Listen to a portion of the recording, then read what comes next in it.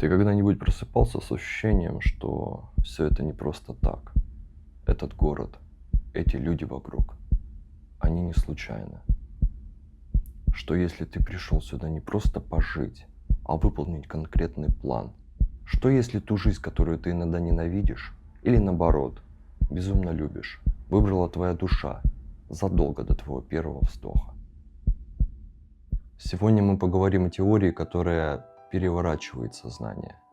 О том, почему ты родился, о том, почему ты здесь, и о том, почему именно эту жизнь выбрала твоя душа. Для меня эти темы вызывают неоднозначные мысли, и сегодня я хотел бы с тобой ими поделиться. Я Максим Мерзликин, и ты на канале «Ключ моих мыслей». Теория контракта. Представь пространство между жизнями. В эзотерике гипнотерапии, если даже вспомнить труды Майкла Ньютона, описывается как дом души, где царит исключительно только позитивные мысли, чувства и эмоции. Ну, исключительно любовь, да, как такой высокий астральный свет какой-то, который пронизывает и наполняет нас и все живое вокруг. Но в какой-то момент душа понимает, мне нужен опыт. И тогда душа садится за стол переговоров со своими наставниками и другими душами. Она говорит, мне нужен урок терпения. Кто согласен стать для меня сложным ребенком или вредным начальником? И другая душа говорит, я согласна, я сыграю для тебя эту роль злодея, хотя буду любить тебя вечно. Вот это и называется контрактом души. Мы сами же находимся в состоянии бесконечной мудрости, проживаем вот эти различные опыты, и к нам приходят те люди, которые нужны в данный момент времени. Мы, по сути, сами выстраиваем ключевые аспекты и те события жизни, которые выбрала наша душа. Почему мы этого не помним? Возможно, ты встречал в своей жизни людей, которые задавались таким вопросом: почему ко мне жизнь так несправедлива? Почему в моей жизни происходят такие определенные сложности, столько различных испытаний? И даже кто-то или даже ты задавался таким вопросом: но если душа вот выбирает такую жизнь, почему она такая сложная? Почему, если душа строила для себя такой идеальный сценарий, чтобы как-то зайти выше, да, зайти выше своих рамок, да, каких-то ограничений, как-то очень сильно развиться, почему она при рождении не дала мне более гармоничную жизнь? Ответ прост. Сценарий интересен только тогда, когда мы его абсолютно не помним. Вот даже если мы заходим в какой-то квест, у нас же как будто память даже отключается. В момент страха кто-то на нас нападает сбоку, и мы испытываем ряд каких-то эмоций. Мы для этого память отключается, чтобы эти эмоции испытать, чтобы эти эмоции прожить, погрузиться в эти эмоции.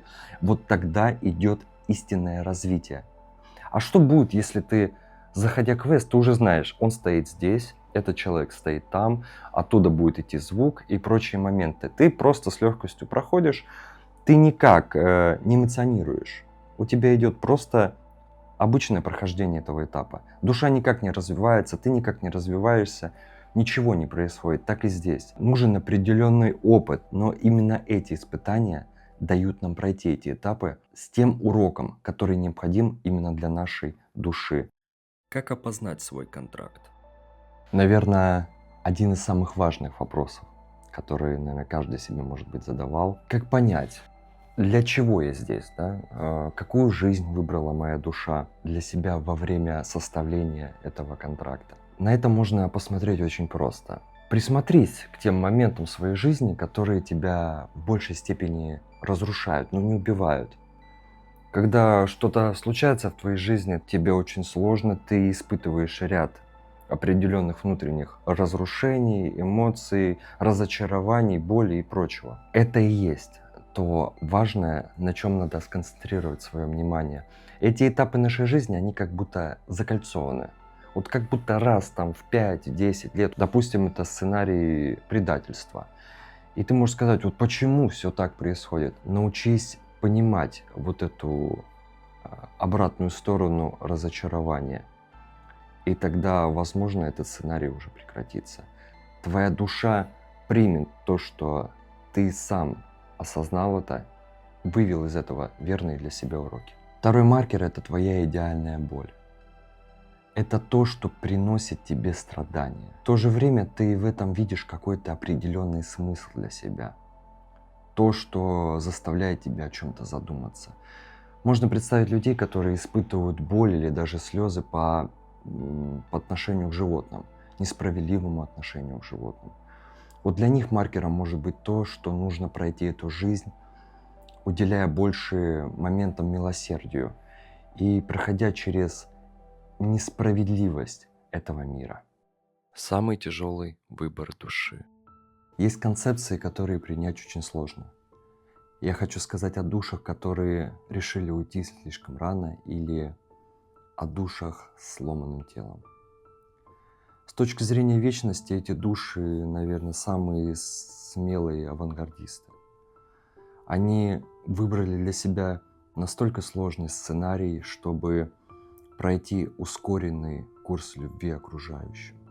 Ребенок-инвалид часто выбирает не столько, сколько для своего опыта, а чтобы пробудить безусловное принятие о своих родителях. Мертвые становятся якорем для живых на долгие десятилетия вперед.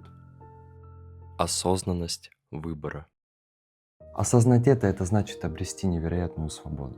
Это не карма твоей жизни и не какой-то урок. Это школа. Это школа, которая выбрала твоя душа. Это тот сценарий, который выбрала твоя душа. И все люди, которые окружают тебя, это твоя съемочная группа. Они тоже своего рода подписали контракт. И в их жизни как ты имеешь огромное значение, так и для тебя они имеют огромное значение. Также можешь при встрече просто взглядом сказать им за это спасибо. В этот момент времени они вместе с тобой проживают тот опыт, который необходим для их души. Твоя душа выбрала именно ту жизнь, которая нужна именно тебе в данный момент времени. Так что отпусти все страдания, боли, разочарования в людях. Прими то, что у тебя есть. Прими это как важный опыт для твоей жизни. Значит, это то, что нужно именно тебе. Если это видео нашло тебя, возможно, это тоже был пункт в твоем контракте. Поставь лайк, если чувствуешь резонанс. И напиши в комментариях, какой урок ты по ощущениям проходишь прямо сейчас. И подпишись, потому что дальше будет глубже. Помни, ты гораздо могущественнее, чем тебе кажется с утра перед зеркалом. И до скорых встреч.